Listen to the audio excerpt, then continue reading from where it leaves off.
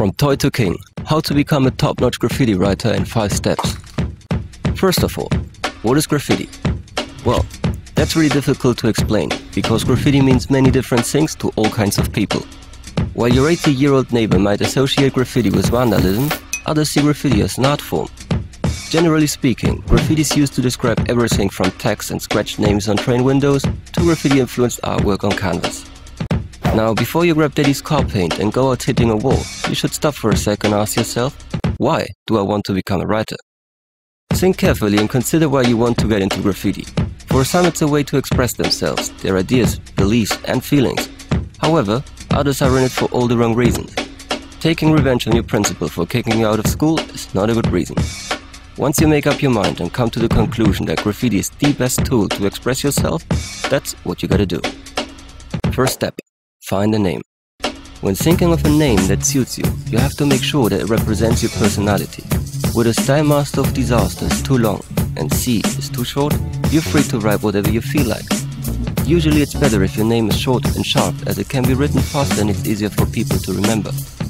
It is important that under no circumstances you write your real name or any variation of it. You don't want to make it too easy for the police to catch you. But don't go around and call yourself Dime, Claw, Lumit, Scene or Ticket, because they already taken. So sit down and do some research first. Second step. Get the materials.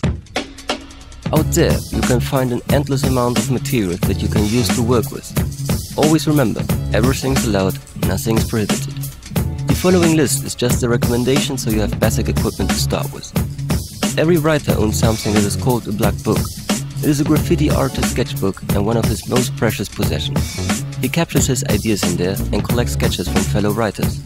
To make your sketches, you can use pencils, pens and permanent markers.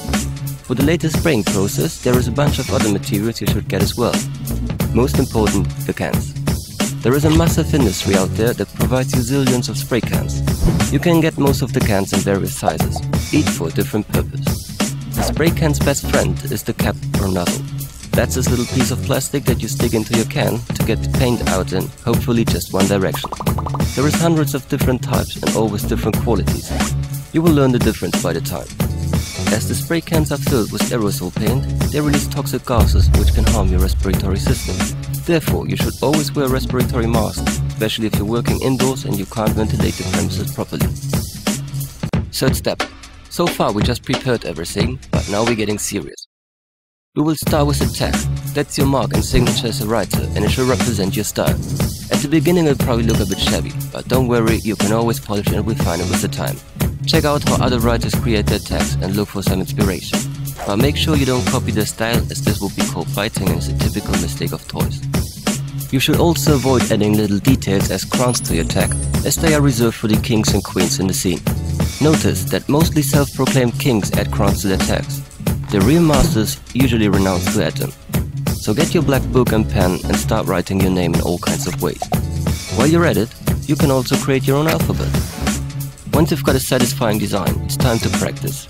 Get a can, some caps and a marker and go out to the streets. Write your name all over the city, on telephone and post boxes, walls, street signs, benches, trains, buses and waste containers. Do not write your name on private property, cars, churches or memorial places. If you feel confident with tagging your name, you can go a step further and create a throw up. A throw is a recognizable logo for others to identify you, and it sits between a tag and a piece in terms of complexity and time investment. It usually consists of a one-color outline and a one-color fill-in. Fourth step. It's time to grow as a writer and do something serious and meaningful. Start learning letter construction and draw a sketch for your piece.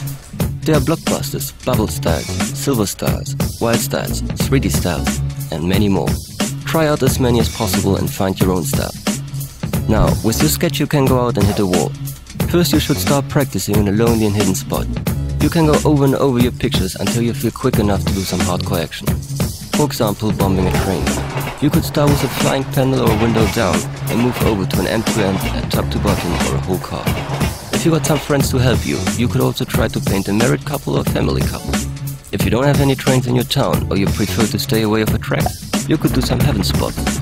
These are pieces painted in hard-to-reach places such as rooftops and freeway signs.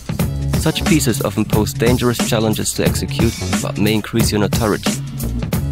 As fame is the main goal of most writers, you could try to become an old city king. Fifth step. If you already achieved all the main goals in a writer's career, you could build a crew. For cover, support, inspiration and some good laughs.